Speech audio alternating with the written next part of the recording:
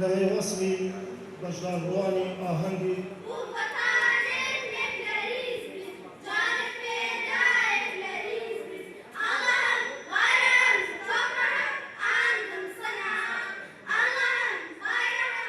ئەوڕۆ کۆتایە خولەکانە و ئاهەنگی دابەشکردنی بڕوانامەیە بەسەر قوتابیەکانی بەشدار بوو. ئەو ساڵە نزیکەی 300 قوتابی بەشداری خولەکانی هاوینەی ماڵی تورکمانیان کردووە.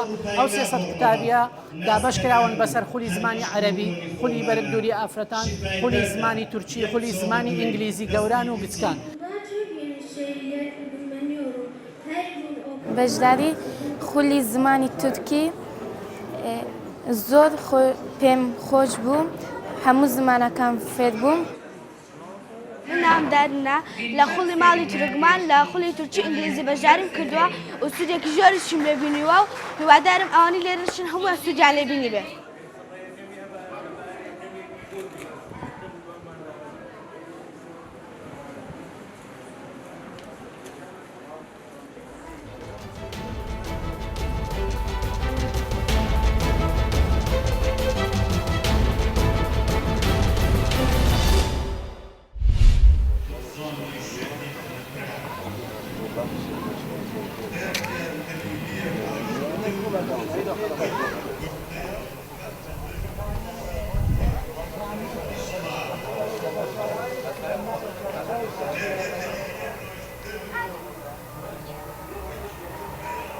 ما وەک سنتەری دەرکار عەجەمیە ڕەوشەمبیری بیرەوەریەکە ڕەش بیرەوەریەکە تەعد مێژیە ملەتێ کوردا نیکرەوە ئەمە پێشانگەیەکە فۆتۆگرافی ji bo nêzî heftê şehîdê Enfalê rêxistiye lê navçedariya şehîdê navçedariya derkarê abxo şehîdê Enfalê li navçedariya derkarê pêtirin ji sed şehîdê Enfalê belêpa heftê şwana tinê risim hebûne bi destmeketîne dîke bê risim bûne.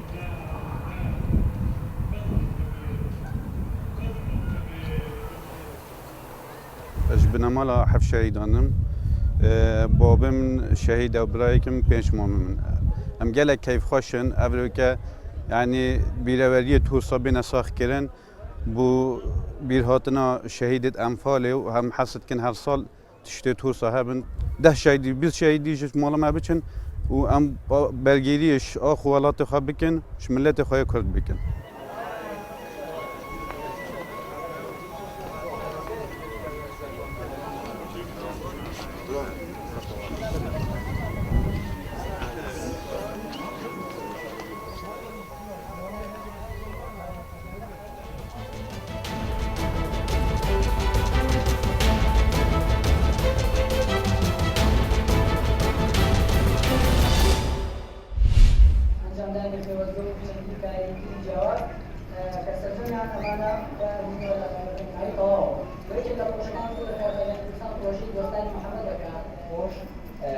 ڕێزکار محەممەد سەڵاحەوە پاشان گوێویستی وتەی بە خێراتن دەبین لەلایەن چاوەکانمان پێکەنین و پەیوەیانی کردووە تا ئاوەدانی ماڵەکانمان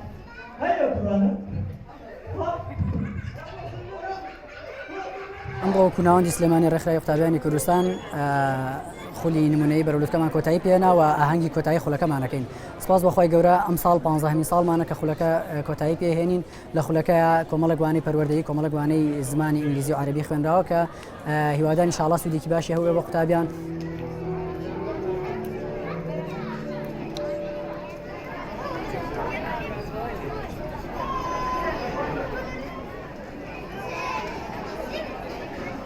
ئەم پلانەمان زۆر بە شتێکی باش زانیوە هەم بۆ جوڵەی مناڵ هەم ئێمە شەک و گەنجانێکی خۆبەخش خۆشمان ئیسفادە ئەەکەین تەنها ئەزمونێکی شوێر ئەگرین کە تەعامل لەگەڵ ئەو مناڵانەیە ئەەکەین زیاتر ئاگاداری کێشەکانی کۆمەلگامانە بین کە مناڵ لە سەرەتاوە باشی پەروەردەی ئەەکەین بۆ ئەوەی لە گەورەبوونە زیاتر ڕنگدانەوەیکی باش هەبێت ناو کۆمەلگامانە.